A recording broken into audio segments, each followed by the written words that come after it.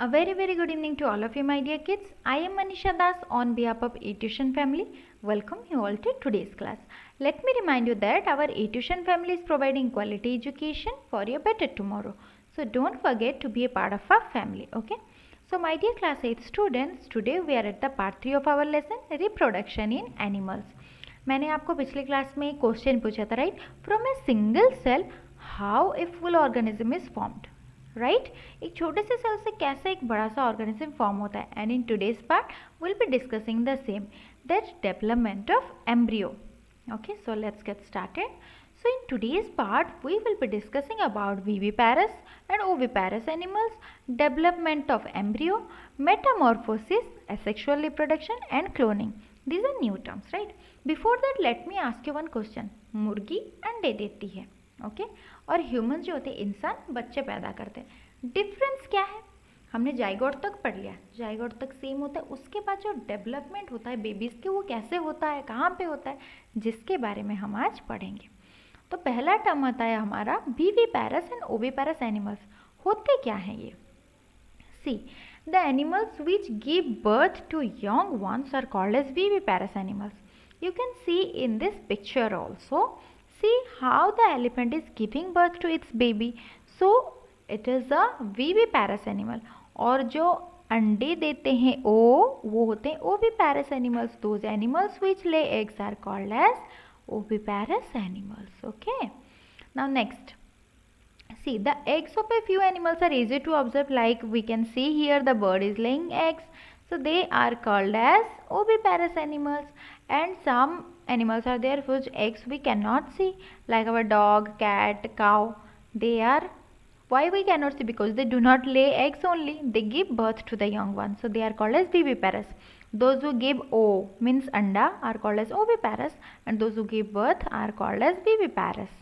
Okay. Now development of embryo. See, zygote तक हमने पढ़ लिया था, right? So what happens after that? The zygote divides repeatedly to give rise to a ball of cells. आपको दिख रहे हैं यहाँ पे ये जाइगोट क्या कर रहा है, बार बार डेवलप करके, देखो डिवाइड कर रहा है, करके करके बहुत सारे नंबर ऑफ सेल्स बना के एक बॉल ऑफ सेल बना देता है. एंड वो जो सेल्स होते हैं then begin to form group of cell, और सेल बन के क्या बनाते हैं, टिश्यूज़, और टिश्यूज़ मिलके ऑर्गन बनाते हैं. तो देखो धीरे धीरे कैसे, देखो इसमें कैसे डिफरेंट पार्ट्स आ रहे हैं, हैंड्स, लेग्स, फेस भी ऐसे ग्रो कर रहा है. And this developing structure is termed as embryo, और इसको क्या बोला जाता है, एम्ब्रियो बोला जाता है. The embryo gets embedded in the wall of the uterus for further development. फिर ये जाके कहाँ से जुड़ जाता है, हमारा जो यूटेरस हमने देखा था फीमेल रिप्रोडक्टिव सिस्टम है, वहाँ पे जाके वो जॉइंट होता है. Then the embryo continues to develop in the uterus. फिर वो यूटेरस में धीरे धीरे बड़ा होता है. It gradually develop body parts. फिर धीरे धीरे डिफरेंट बॉडी पार्ट्स ग्रो होते हैं, hands, leg, head, eyes, ears. तो जो एम्ब्रियो के सारे बॉडी पार्ट्स डेवलप हो जाए, यानी कि पता चले, उसको क्या बोला जाता है, फीटस बोला जाता है. क्या बोला जाता है, foetus. When the development of the fetus is complete, the mother gives birth to the baby. फिर जब फीटस के देखो यहाँ पे डिटेलिंग हो रही है, फिंगर्स फॉर्मेशन हो रहे हैं, ऐसे जैसे धीरे धीरे सारे बॉडी पार्ट्स अच्छे से डेवलप हो जाए, then the mother use to give birth to the babies. See, यहाँ पे कितना छोटा है, धीरे धीरे उसके साइज बढ़ते जा रहे हैं और डिटेलिंग हो रहे हैं. After that the mother use to give birth to the babies. Okay. So young ones to adult. See, हमने ये ह्यूमन का तो देख लिया, लेकिन new individuals which are born or hatched from the egg continues to grow till they become adult. जो bird के जो बेबीज होते हैं they are also same. Inside this egg same process होता है, धीरे धीरे वो डेवलप करेंगे. इन some animals the young ones में look very different from the adult. कुछ कुछ एनिमल्स होते हैं, जैसे कि मान लो इंसान का ना, जब वो छोटा होता है बड़े होने तक same, it will look same. इंसान it means from the baby grow. Okay. लेकिन लाइक सिल्कवॉर्म, पहले एग होता है, एग से लार्वा और कैटरपिलर बनता है, फिर प्यूपा, फिर एडल्ट, सारे अलग अलग स्टेजेस हैं. लाइक दैट फ्रॉग का भी वही है, एग, फिर टेडपोल, फिर एडल्ट. ठीक है, ये डिफरेंट स्टेजेस होते हैं, डिस्टिंक्ट स्टेजेस होते हैं. सो इसे क्या बोलते हैं, Metamorphosis. What is Metamorphosis? The transformation of the larva into an adult through drastic changes, यानी कि ऐसे चेंजेस हो जिससे पता ना चले कि ये कौन है, इसे बोलते हैं मेटामॉर्फोसिस. जैसे देखो ये एग का, ये फ्रॉग का एग रहा, फिर टेडपोल बना, फिर ये देखो टेडपोल 1, टेडपोल 2, टेडपोल 3, फिर देखो ये फ्रॉग बना। लाइक दैट ये कैटरपिलर, फिर ककून बना, फिर वहाँ से बटरफ्लाई बना। ये कैटरपिलर और बटरफ्लाई को सिमिलरिटी है? No similarity. इस एग में या फिर इस टेडपोल में फ्रॉग में कुछ सिमिलरिटी है? No, right. ड्रास्टिक चेंजेस हुए, इसको बोला जाता है मेटामॉर्फोसिस। सो देखते हैं life cycle of A butterfly कैसे होता है। पहले आता है इसका एग स्टेज। ओके, एग से कौन निकलेगा? हमारा कैटरपिलर। फिर कैटरपिलर क्या करेगी? वो बहुत सारा ढेर सारा खा लेगी, मोटी हो जाएगी, फिर वो क्या करेगी? अपने ऊपर एक कवरिंग बनाएगी which is called as pupa. After that, after a certain rest, it will again become a butterfly, again it will give egg, like that this cycle continues. Next is life cycle of a frog. Frog क्या करेगी? अंडे देती है।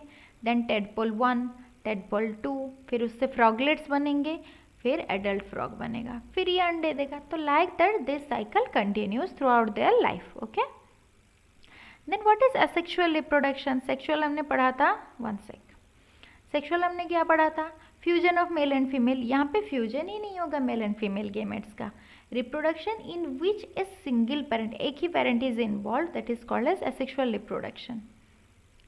First one is fission. Fission क्या होता है? Found in unicellular organism such as amoeba, paramecium etcetera. यहाँ पे क्या होता है?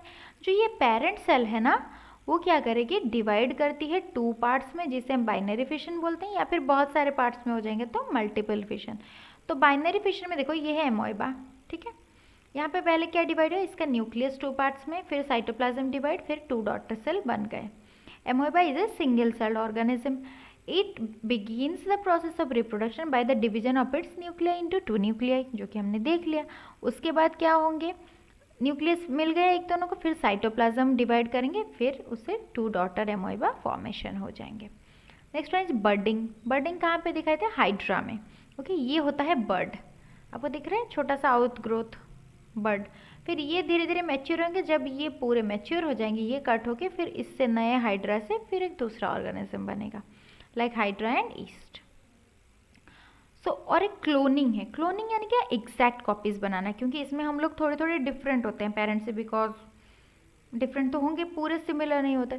तो देखो सेक्सुअल रिप्रोडक्शन हम पढ़ रहे थे, मदर फादर के कैरेक्टर्स मिलके हम लोग डिफरेंट दिख रहे थे, लेकिन क्लोनिंग एक ऐसा प्रोसेस है जिसमें आप पूरा डिट्टो दिखोगे, जेरोक्स कॉपीज।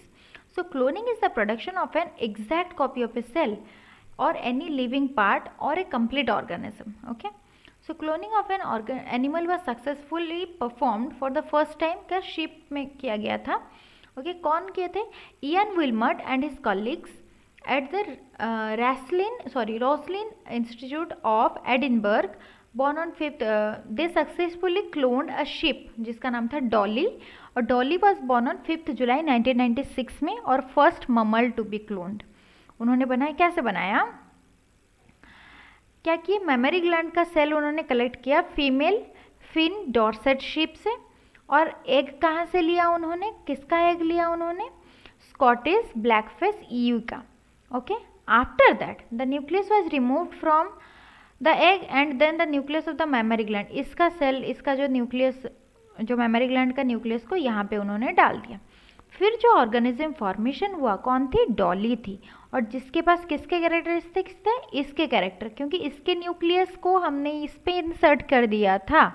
और ये डॉली जो थी, it was very much healthy भी थी, और इसने क्या किया? अपने ऑफस्प्रिंग भी प्रोडक्शन की, लेकिन 2003 में इट डाइड। ऐसा क्यों होता है कि several attempts have been made to produce cloning animal, उसके बाद ममल्स के बहुत सारे कॉपीज़ बने हैं, लेकिन क्या है?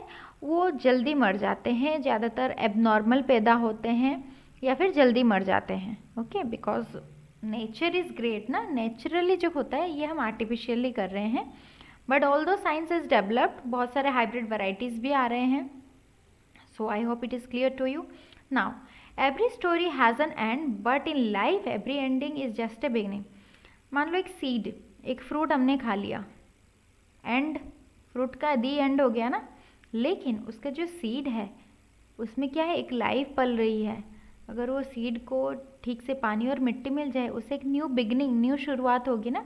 तो वही बात है, अगर आपको कभी लगे कि सब खत्म हो गया, खत्म नहीं है, वो परफेक्ट टाइम है आपको कुछ नया स्टार्ट करने की। I hope you guys have understood everything. So my dear kids, I would like to request you be a part of our eTuition family. Don't forget to watch, like, share and subscribe to our channel. Till then, stay safe, stay happy and happy reading.